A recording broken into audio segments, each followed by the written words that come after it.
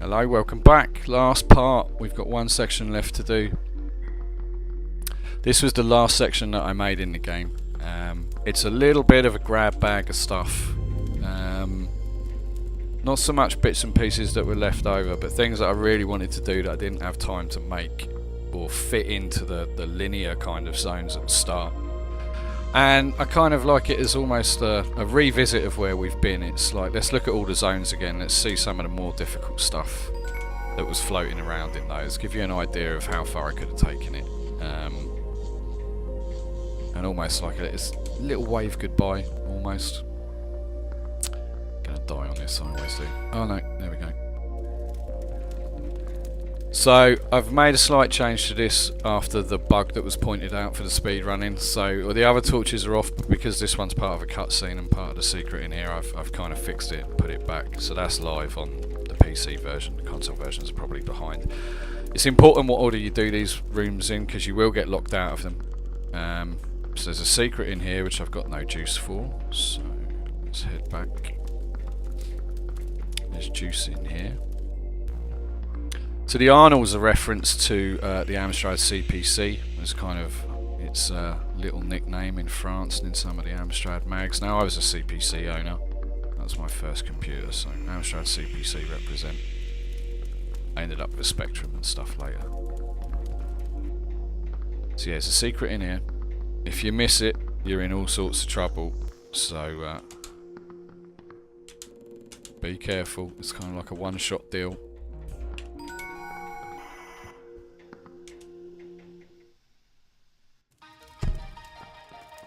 Back into the mine. So this was the whole intention of the Boing gun, was just to do an Operation kind of wolf sort of thing. Oops. Jack the Nipper. So happy to get Jack the Nipper in. So the best way I found this is just wait. It's on a random number generator. You can't really predict what it's going to do. And whatever you do, don't hit the Nipper.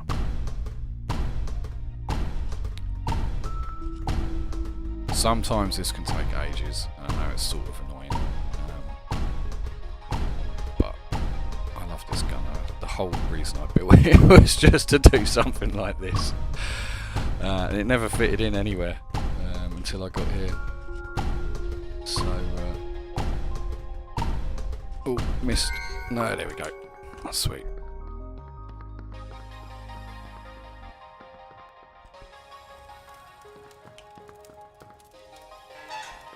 I love the little 128Ks on these weights. It's the Spectrum font as well, if anyone hasn't noticed. It's my Acme 2 ton. I don't know why, but it just cracks me up.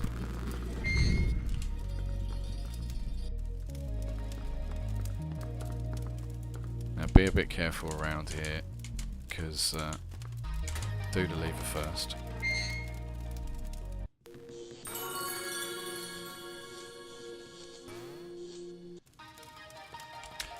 Don't run out. There's a tape.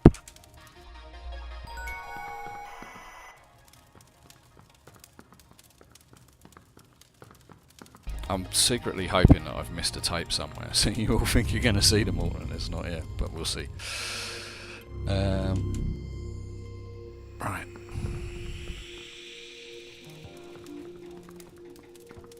So I'm going to head this way. This is the worst room for me. Number of times you can die in here is phenomenal. When I'm playing old school mode, oh look, see, I always get rinsed in here. It's just evil. There we go. Yeah, so this is what I mean. The torches are off already. That's because of that bug in that other zone. But you know, use it to your advantage. I'll show you what you're supposed to do while I'm here.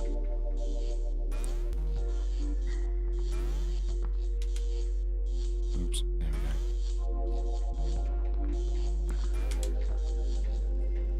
So there's some juice here which is straight above you. It's not hiding anywhere. So you're supposed to come in here and get this to turn all the lights in this zone off.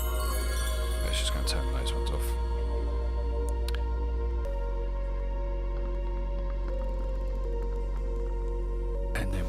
back in here there'll be a secret path, but it's already open, so you can ignore all of them. So if you want to get a cassette, you need to... Oops, idiot. Only if you want a cassette, you need to come in here.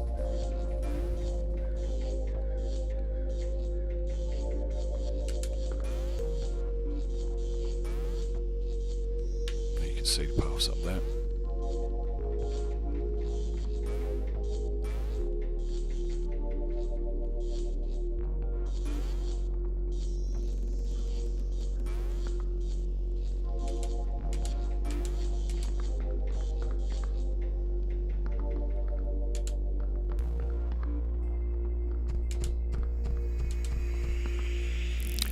Now there's 2 coins in this room, one of them's pretty sneaky, and I think it's the one that most people are going to be missing. There's one over here, so the best way to do it is to come over here and do that.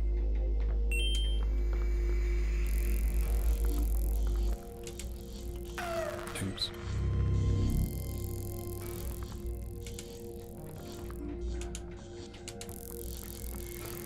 Oh god, idiot.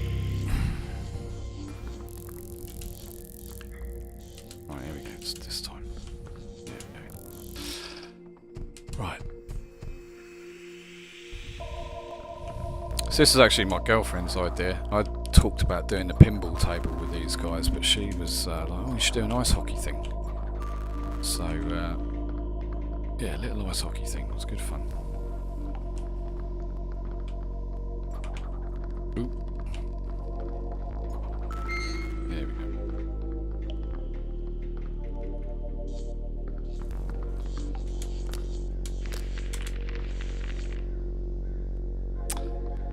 This puzzle's not too tricky. Dawns on me this is very similar to a Zelda puzzle, so I've probably nicked it from Zelda as well. There's probably a shorter way than this to do it.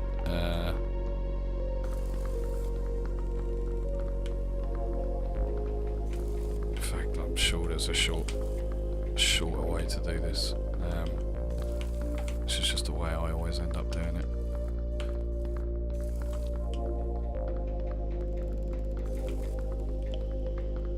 Oops.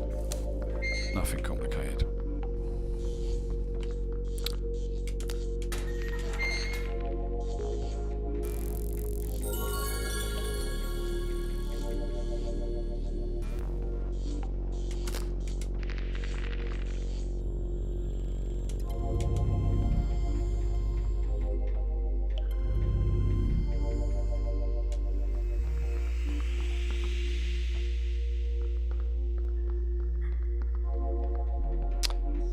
So the other secret's here.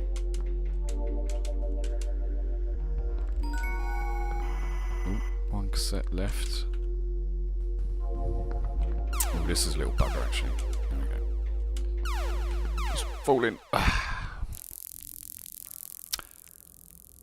Quite a few people have been complaining to me about this room. The whole reason these wooden bits are here is because I'll show you where your drop shadow is. So all you need to do is just basically run along the wall. I wasn't expecting anyone to sit in the middle and try and guess where they needed to go. Maybe that's just because of the way that I play it. But yeah, the whole reason they're sticking out is so that you can see your drop shadow and just line yourself up where you need to be. You don't need to mess around. I mean, you can see your shadow on the lasers, but I understand that's not particularly useful. I had to do loads of little hacks actually to the collision on the player character for this, because it looks like you're underneath stuff when you're not. So your hat would kind of be, you know, basically colliding with the lasers, and it felt really incredibly unfair. So there's a whole bunch of code in here purely just to fake the collision area around the character. So you've got loads more leeway in here to collide with things than any other room in the game. And it doesn't look like it though. It still looks like you're getting completely wiped out. Which was interesting. I had to go back and do a lot.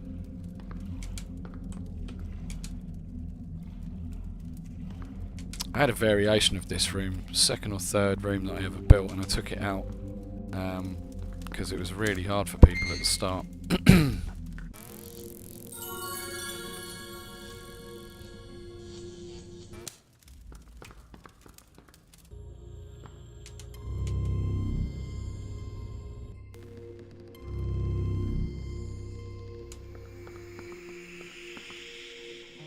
Right, that's the hard bit done.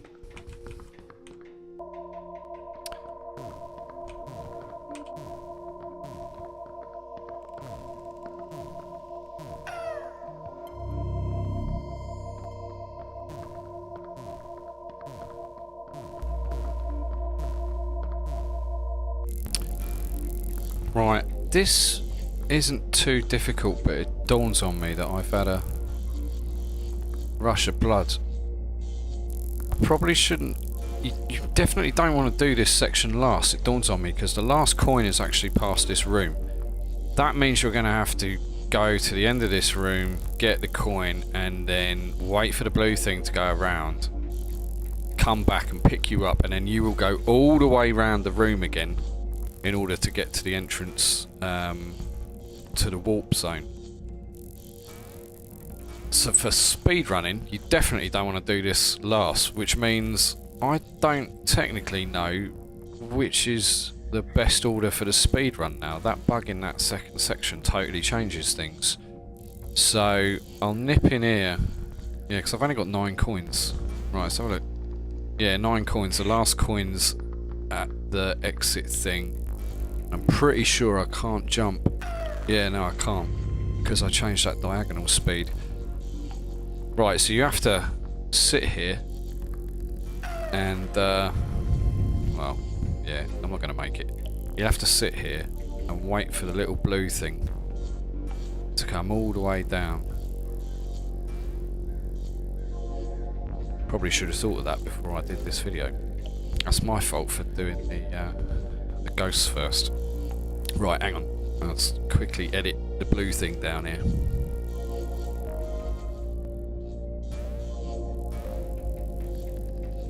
If I miss this platform now, I'm going to actually kill myself. Oh.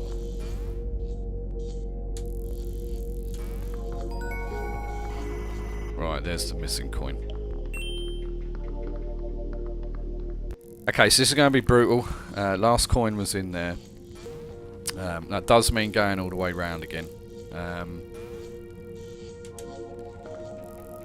I wouldn't say it's done on purpose, but it is kind of done on purpose. It means there's, you know, if you're speed running the game, you want to do these zones in a certain order.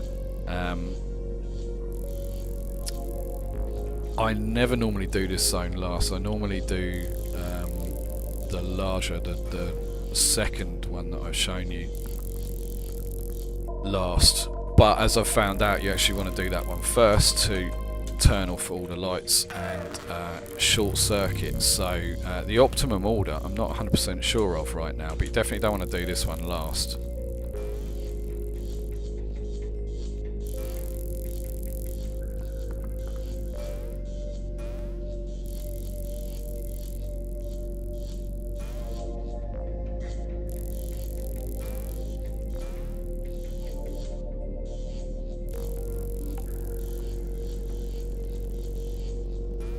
Oh no, I've messed it up. Oh! I'm sure that was a bug there. You just saw me jump through that collision, didn't you? Oh well, that was good. I'm going to pretend I did that on purpose. So yeah, I'm not 100% sure what the best route to do these in now is. I need to play through again now that I know of that bug and actually work out what the optimum route is, but definitely don't do this one last because of where the coin placement is. The other two zones you should have enough coins that you need while you're in there, so there's no backtracking.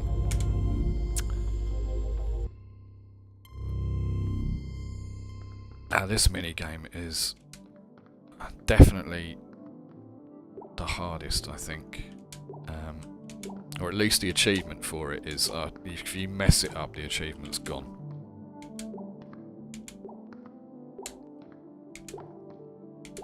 There's plenty of time to actually finish it, but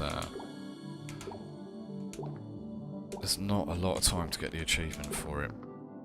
Now it's based on Bounder, That's what I had in my head with the bubble anyway. Although Trailblazer kind of is a little bit like it. It's, you know, you're pushing a ball down a sort of scrolling path, avoiding, you know, holes or spikes and stuff like that. But in my head, I was thinking of Bounder. I used to play it loads. I remember it being a really good game, but I haven't played it in years, actually. So that was the one with a big tennis ball, basically. You were flying it down a garden, avoiding wasps and bouncing on paving slabs and stuff. Be patient with this, basically. You can force push scroll the levels if you really just keep pushing forwards. You will speed it up. Oh, there we go. Speeding it up is kind of useful, particularly if you're going for the achievement. The only way to get it is to just basically be force pushing the level the whole way through and collect pretty much every stopwatch that's in the zone. Oh,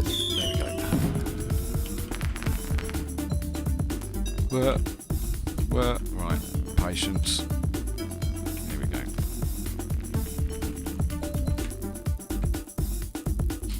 Yeah, just use your shadow, really. Ignore what the ball's doing. I'm going to see if I can just get to the end rather than collect everything.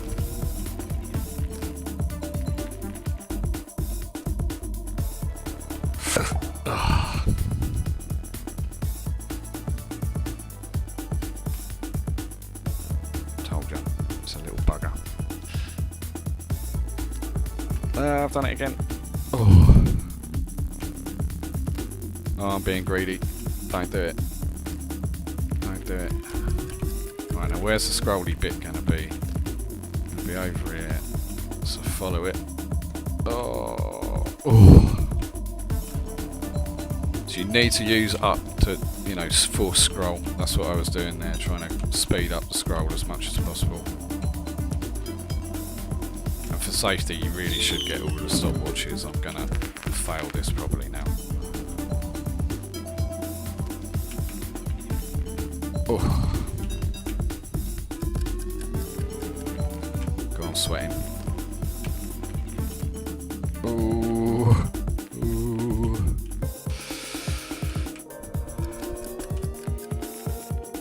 Oh no. Bugger.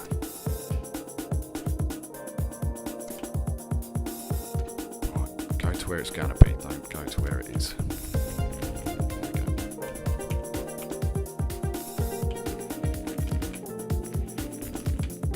Oh.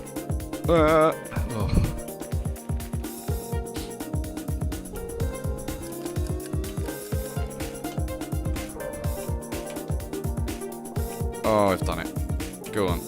There we go. You can go all the way in a one-up. Yes. Right, so we've got to extend. Phew.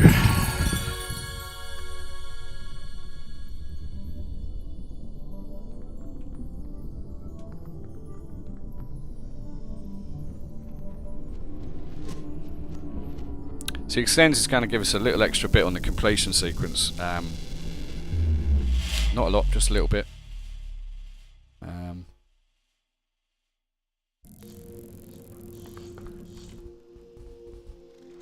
Did I get all of the... oops, did I get all of the...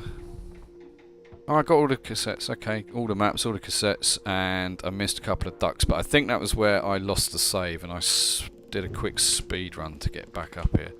None of the ducks are hidden, they're all in plain sight, so yeah, we did cover all the secrets, and that's it. We're basically at the end. 6502 is obviously the CPU, the Commodore 64. Little nod tip to my chunky pixel brown and green friends. There's not a lot of 64 references in here really. Because other than the SID chip, it's smell.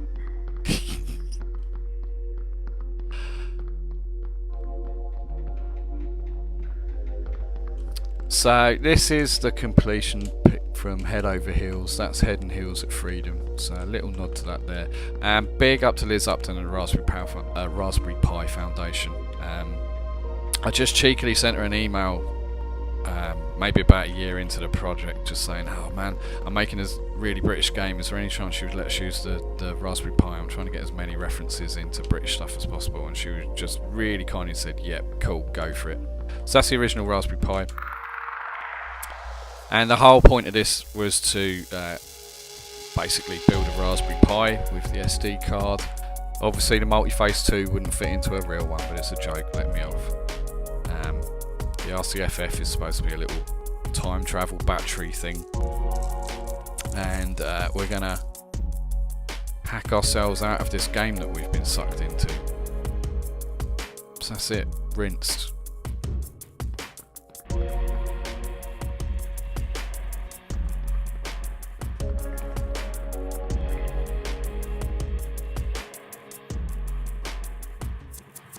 Always really weird seeing the camera go into the room in this section. I'm so used to the camera just being side to side.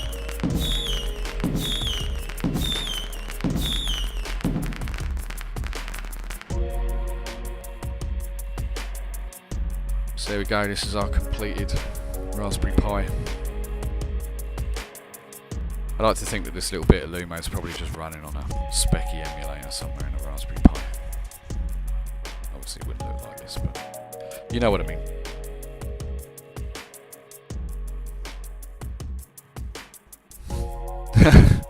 This bit originally said 10 print Dixon's is shit. Go 220. We used to walk into Dixon's and Curry's and do that on their 8-bit computers and then run out the door laughing, but I bottled it, so I put Gareth is cool instead. The randomised user is obviously Jet Set Willy.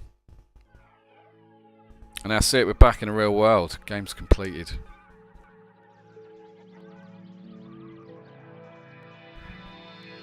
I'm tempted not to show you the extended completion now, just to be evil.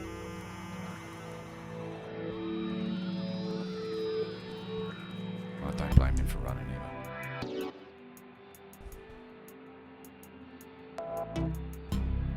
So there's 30 of the 32 ducks back in the pond.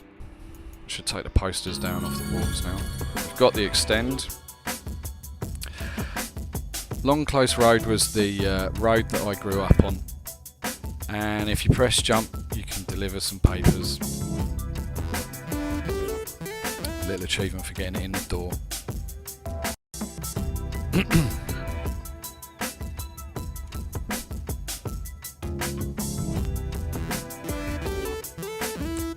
I wanted to spend more time on this, but we were such a rush now, for I literally had like 5 days to do it. So boing, ball's back, little footy goal. None of the houses on Long Close Road were this nice, I've got to be honest. They were scummy little council house terrace, but there you go. So Randall and Sons, my best mate, Steve Randall, is between his dad and the mums and brothers and everyone else, they own half of Hedge End. So little for sale sign for Randall and Sons. Not that they've actually sold anything yet. And that's it, that's the end of the game, that's the end of Lumo.